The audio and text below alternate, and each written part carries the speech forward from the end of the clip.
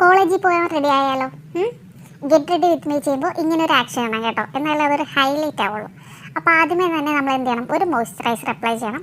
ഇപ്പോഴത്തെ ചൂടിന് എന്തായാലും എന്ത് ചെയ്യണം? സൺസ്ക്രീൻ ഇടാൻ മറക്കരുത്, അല്ലെങ്കിൽ കരിഞ്ഞു പോകും. അതുകൊണ്ട് പുറത്തേക്ക് ഇറങ്ങുമ്പോഴും വീട്ടിൽ നിൽക്കുമ്പോഴും ഒക്കെ ആണെങ്കിലും സൺസ്ക്രീൻ ഇടാനായിട്ട് നിങ്ങൾ മറക്കരുത് കേട്ടോ. അതൊരു ഇമ്പോർട്ടൻ്റ് ആയിട്ടുള്ള കാര്യമാണ്. പിന്നെ എന്താ, പൗഡർ ഇടുക. സിമ്പിൾ മേക്കപ്പ് അല്ലേ, ഫൗണ്ടേഷൻ ഒന്നുമില്ല.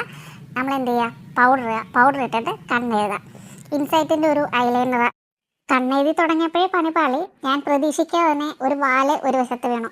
പിന്നെ എൻ്റെ ടെൻഷൻ എന്ന് വെച്ചാൽ എന്താ, അപ്പുറവശത്ത് അതുപോലെ തന്നെ ചെയ്യണമല്ലോ. പിന്നെ വൃത്തിയിടാം. പിന്നെ പൊട്ട് തൊട്ടപ്പോൾ ഞാൻ നോക്കിയപ്പോൾ 180 ഡിഗ്രി കറക്റ്റ് റൗണ്ട് ആയിട്ടില്ല. പിന്നെ ഒന്നുകൂടെ ഏകദേശം റൗണ്ട് ക്ലിയർ ചെയ്ത് കറക്റ്റ് ആക്കിയിട്ടുണ്ട്. പിന്നെ നമ്മുടെ പുതിയ ലിപ്സ്റ്റിക്കൊക്കെ ഇട്ടു, മുടി കെട്ടി. ഇതാണ് സിമ്പിൾ ഹെയർ സ്റ്റൈൽ. അപ്പുറത്തും ഇപ്പുറത്തും മുടിയെടുക്കുക, ക്ലിപ്പ് ഇടുക. പിന്നെ കുറച്ച് കേരളീയ തനിമ, നാച്ചുറൽ പാവല്ലേ എന്നൊക്കെ തോന്നാൻ വേണ്ടി നമ്മൾ എന്ത് ചെയ്യണം? കുറച്ച് ചന്ദനം എടുത്ത് കലക്കി തൊടുക. പിന്നെ എന്താ, യൂണിഫോമിൻ്റെ കൂടെ ഇങ്ങനത്തെ ചെറിയ സ്റ്റഡാണ് നല്ലത്, അടിപൊളിയായിരിക്കും. പിന്നെ നമ്മൾ വാച്ച് കെട്ടാൻ മറക്കരുത്. കാരണം നമ്മൾ ക്ലാസ്സിൽ പോയി കഴിഞ്ഞാൽ ആകപ്പാടെയുള്ള ഒരു എൻ്റർടൈൻമെൻറ്റ് സമയം നോക്കുക എന്നുള്ളതാണ്.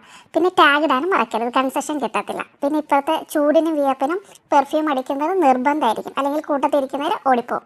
അപ്പോൾ അത്രയേ ഉള്ളൂ ചെറിയ മേക്കപ്പ്. പിന്നെ ഈ മേക്കപ്പ് കഴിഞ്ഞ് നല്ല പൊരുവെയിലത്തേക്ക് ഇറങ്ങി ബസ് കയറി ഓട്ടോ പിടിച്ച് ഞാൻ എവിടെ എത്തി? കോളേജിലെത്തി. അപ്പോൾ അത്രയേ ഉള്ളൂ.